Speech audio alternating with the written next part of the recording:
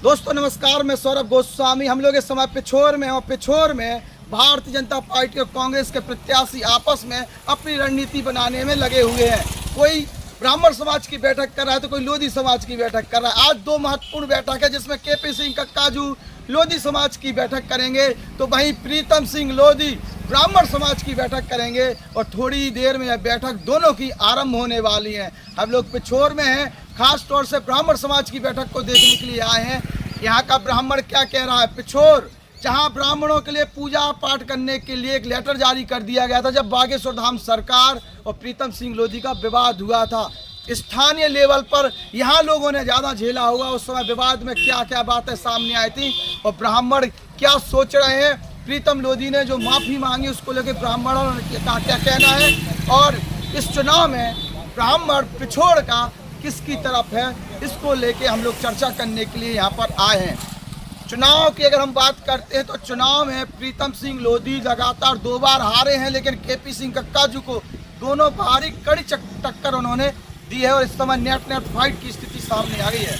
कोई भी प्रत्याशी ये नहीं कह सकता कि हम जीत कर आ रहे हैं। चुनावी तौर पर दावे जरूर किए जा सकते हैं। कक्काजू कहेंगे हम जीत कर आ रहे, प्रीतम सिंह लोधी कहेंगे कि हम जीत कर आ रहे, उनके समर्थक भी यही बोलेंगे।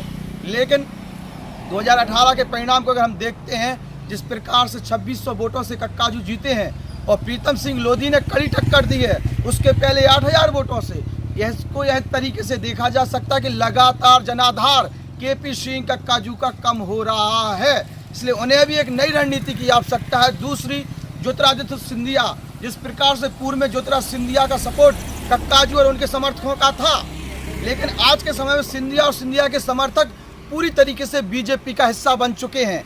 ऐसे में स्थानीय मुद्दों के साथ साथ सिंधिया समर्थक भी आज के समय में भारतीय जनता पार्टी के साथ हैं, कहीं ना कहीं प्रीतम सिंह लोधी के साथ हैं और ऐसे में प्रीतम सिंह लोधी एक मजबूत प्रत्याशी के तौर पर अपनी दावेदारी ठोक रहे हैं, पेश कर रहे हैं और तमाम कार्यक्रमों में जिस प्रकार से जनाधार बढ़ रहा है, लोग जुड़ रहे हैं, यह भी बता रहा है कि प्रीतम सिंह लोधी इस समय चुनावी फाइट में सबसे आगे खड़े नजर आ रहे हैं। कक्काजू साइलेंट हैं, अकेले घूम रहे हैं। इसके साथ साथ वो अपने अंदर खाने रणनीति भी बना रहे हैं। उस रणनीति का क्या असर होगा, क्या परिणाम होगा, अभी चुनाव को थोड़ा समय है, लेकिन तैयारियां आरंभ हो चुकी हैं। सभी नेता जातिगत तौर पर अपनी बैठकें कर रहे हैं और उनकी समस्याएं भी सुन रहे हैं और उन्हें एकजुट करके समर्थन भी मांग रहे हैं। ऐसे में प्रीतम सिंह लोधी ब्राह्मणों के साथ आज बैठक कर रहे हैं, उनसे चर्चा करेंगे और उस चर्चा का हिस्सा हम भी बनेंगे। हम भी देखेंगे कि आखिरकार ब्राह्मणों के क्या मुद्दे हैं और प्रीतम सिंह लोधी ब्राह्मणों के लिए क्या कह रहे हैं। तमाम वीडियो के माध्यम से उन्होंने बहुत कुछ कहा कि भगवान तो ब्राह्मण तो भगवान का रूप होते हैं, हमारे बड़े पूजनीय हैं, लेकिन पहले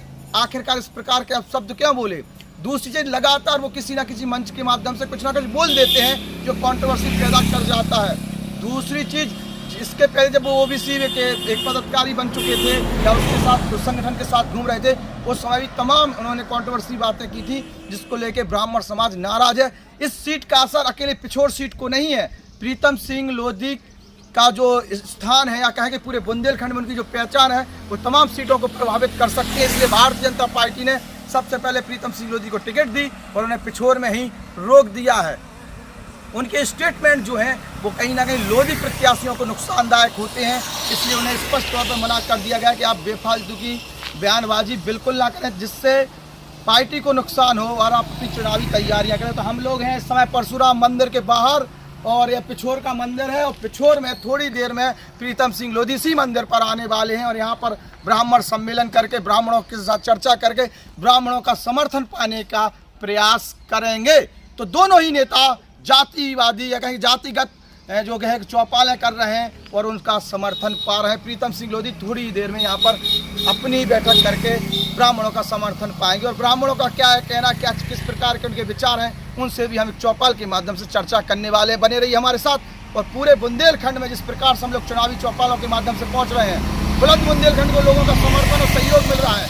आप भी हमें समर्थन और सहयोग करिए, हमारे चैनल को सब्सक्राइब कर लीजिएगा। नमस्कार।